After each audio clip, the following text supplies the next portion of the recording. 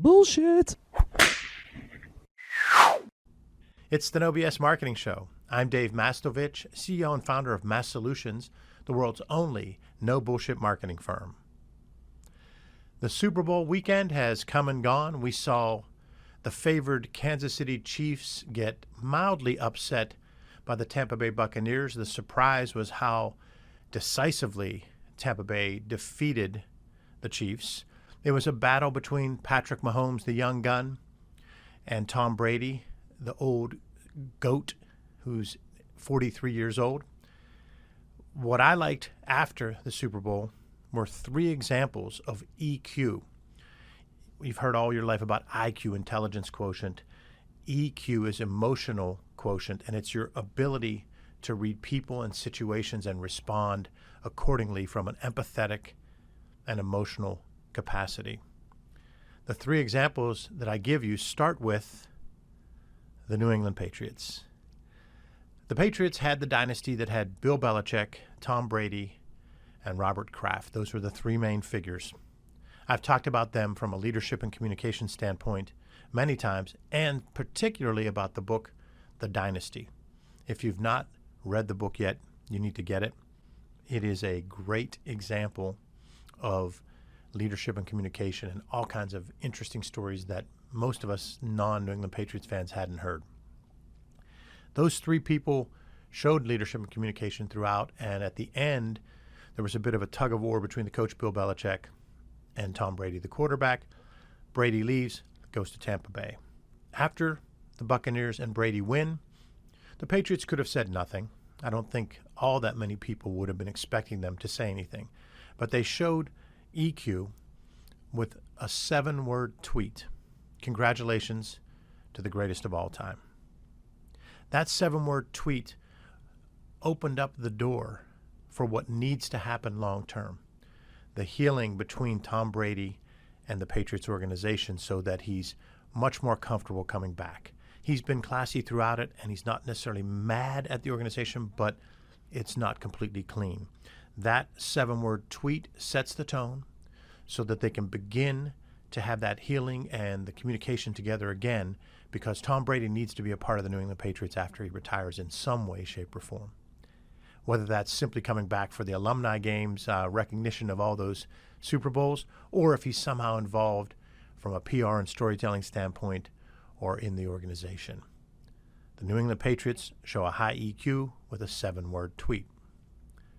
Next, Patrick Mahomes, the young quarterback, loved by young fans across the country and the world, in his 20s, 4th year in the league, showed his EQ and maturity throughout the post-game interviews and even into Monday and Tuesday with his tweets to the Chiefs fans, Chiefs organization, and so forth.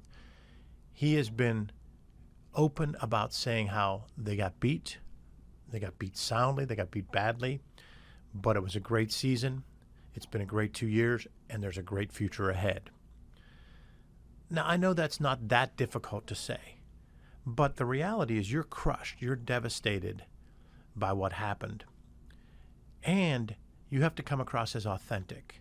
And I think that's what impressed me is when he was in the post-game interviews, it wasn't that contrived jock speak that we hear so much of. He was, just talking. He's like, yeah, they just beat us. Man, they beat us. They beat us bad. I mean, it was just comfortable. He was acting like a human being. He wasn't a PR machine. He was someone being authentic, which that's the difference between BS PR and no BS PR is being authentic. Yes, you have to say the key messages and the right thing, but you have to believe it. And if you don't believe it, don't say it.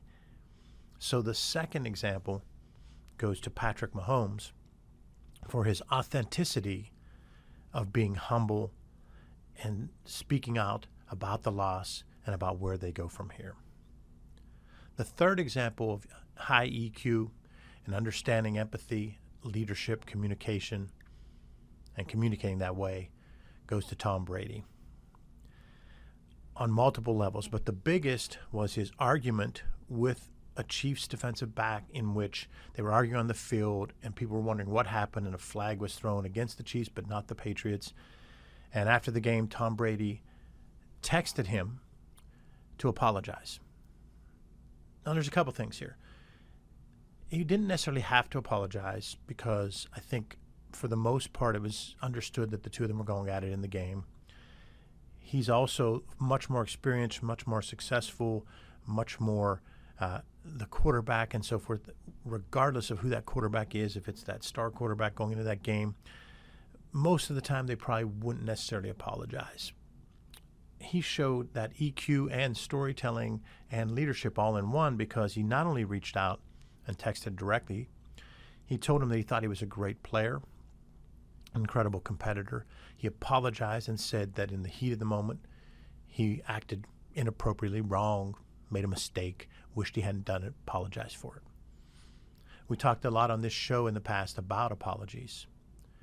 And I talk about the book On Apology by Lazare, which is a great book that we should read because it talks about how often we fumble the apology because we just say, I'm sorry you feel that way. I'm sorry if I offended you, or just, I'm sorry.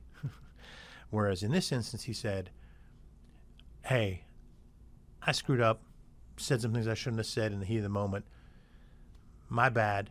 You're a heck of a competitor. I knew I had to play my best going up against someone like you. You've got a tremendous career ahead of you. I apologize. Thanks.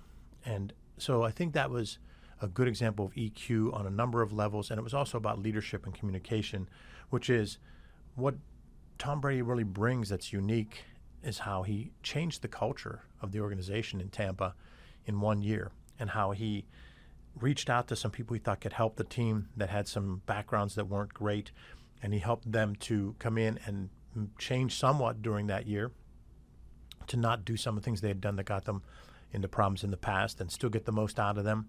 He brought Gronk out of retirement, and he was able to communicate with that team, the coach. There was a rift right around the 8th or 10th week of the season where people were talking about how Bruce Arians was criticizing him. He worked through all of that. All of that shows high EQ. It shows leadership. It shows communication. So since we're right after the Super Bowl, I thought I'd bring this up as an episode of the No Bullshit Marketing Show, recorded in our studios here in the Lair in bold, beautiful downtown Pittsburgh, Pennsylvania. Remember, ask yourself, what's the big idea? And build your story around the answer. It's all about bold solutions, no BS.